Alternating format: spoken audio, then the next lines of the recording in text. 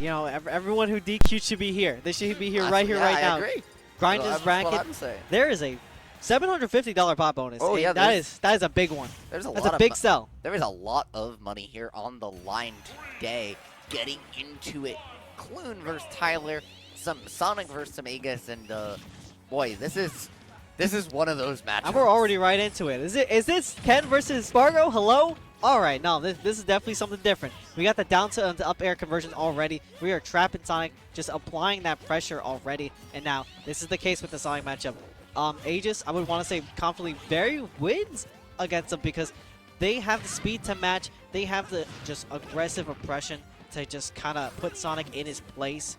And they have all that room to kind of react to that spin dash as well and just leave it so that invincibility just runs up by the time it gets to you. You're just already getting smacked in the face. Yeah, I know Leo actually, even though he said he was pretty much dropping Aegis, this is a matchup that he'll still go the character in for exactly that reason. I don't think it wins super hard because it's still Sonic, right? Sonic still has the speed somehow to run away from Myth, but makes that happen, has a very good advantage state and very good edge guarding to take advantage of those characters' weaknesses, but it's definitely an even matchup, if not slightly Aegis favored. And a Myth with F Smash, you don't even need to switch to Pyro to secure that stock.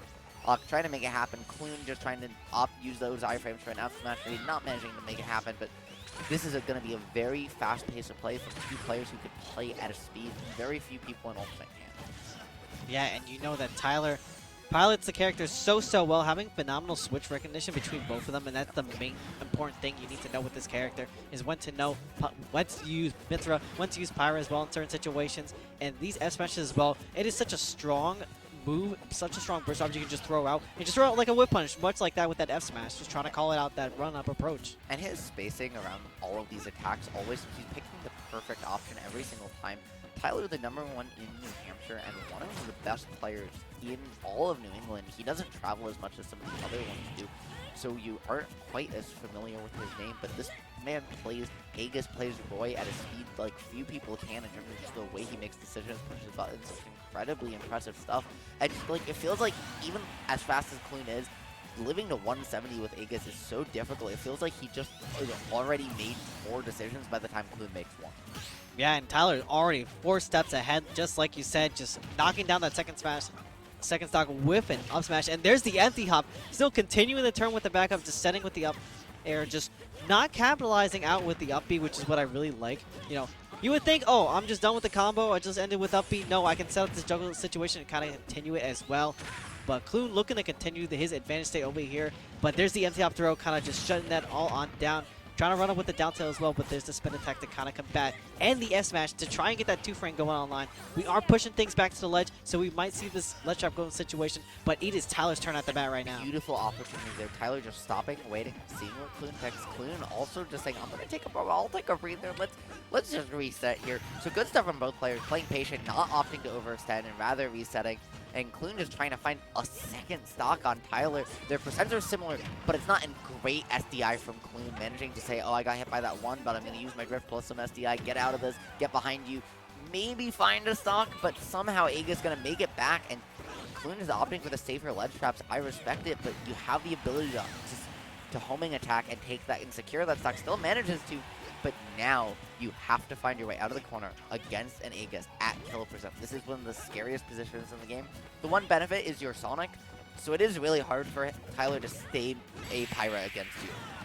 Yeah, but you always have to be careful when you overextend against this character, because she will just be sitting there, she'll hop out of shield with a nair, and you're suddenly just gone, because you may or may not be DIing or for that move because you're just trying to go for the next input.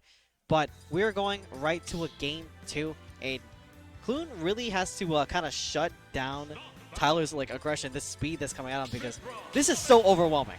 I mean, listen, both these characters, right? People say Sonic is spin to win because it's definitely not spin to win. No, he spins to win. Aegis, I would argue, also spins to win. She's got, you know, side B, Pyra side B and neutral B. She's got the nairs. This character's doing all sorts of flips and turns to spin you to win you. And right now, though, it's just, again, Tyler's so oppressive in this neutral game, playing at such a speed that Clune's just not ready for. He's calling out. That's his second intentional foresight here, just using it into a reversal, maintaining this advantage state. And it's not that he's getting 8-piece combos either. It's that he's getting these 1 or 2 hits into a read, into a I've just made a decision faster than you extension. That's now 88% pretty much unanswered here. It's incredibly impressive stuff. Yeah, because Clune is basically committing to a lot of these options that they don't really have to. And Tyler's like, oh, you're just committed to just throwing S smash, you're committed to doing this option here, so I'm just going to lie and wait and just throw out whatever smash attack that may or may not reach you. But there's that down smash covering that entire option at the ledge here, and we have him just trapping again, just trying to hang back and trying to call out these options. But we still have this ledge up situation going, but Clune just opting to entirely leave that situation, which is very smart. You know, you don't have this advantage. You can just choose and reset to neutral, and now you have the ledge up situation kind of going on. And that downward angled F smash is going to be one of the reasons that not as much knockback happens, allowing that reversal to come in, but still Clune finding his way back down to the ground, but not through that Pirate Nair, trying desperately to take this first stock, but instead just not being able to find any way in on Tyler's impeccable defense with the sword here. Yeah, and following the DI on out, getting that upbeat as well.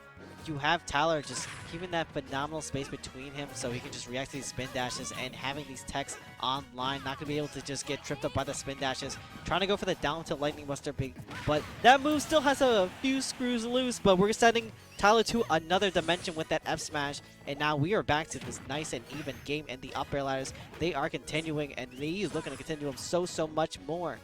Absolutely, just trying to find anything to happen. Clune, though, having committed to a spin dash every single time, I'd like to see him opt to cancel things a few more ways.